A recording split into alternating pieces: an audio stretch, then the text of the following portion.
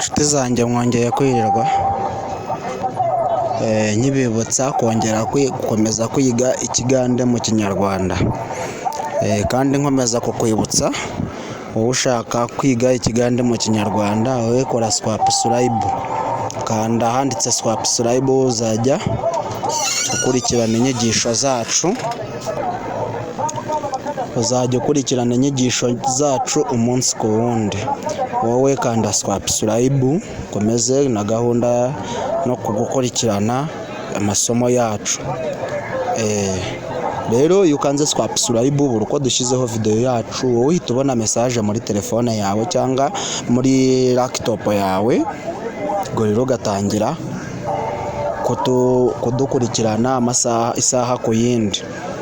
Kakati goyaga oyagala kuwuliriza ebyaffe okuyiga Oluganda oba Olunyarwanda, gwe kanda subscribe ogumye ng'ofuna amawulire gaffe ga buli lunaku.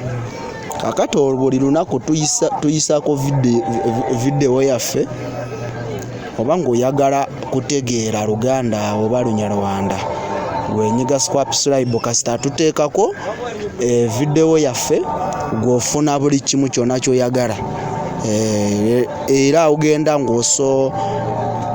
nga buli kimu kyonna ng'okikwata. Kakati juzi twabadde tuyiga ebingi tumaze okuyiga, naye aliwo ekyo twayiga.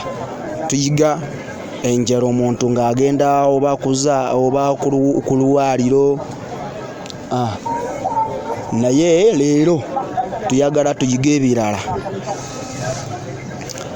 Tumaze igihe twiga ibintu byinshi, ukuntu umuntu ashobora kugenda kwa muganga akiga n'ibindi byinshi twagiye twiga twarebeye hamwe, ariko noneho uyu munsi turashaka ngo twige ibindi nanone bigiye bikurikiranye. Urugero, Mukamana yagiye gusenga none yatinze.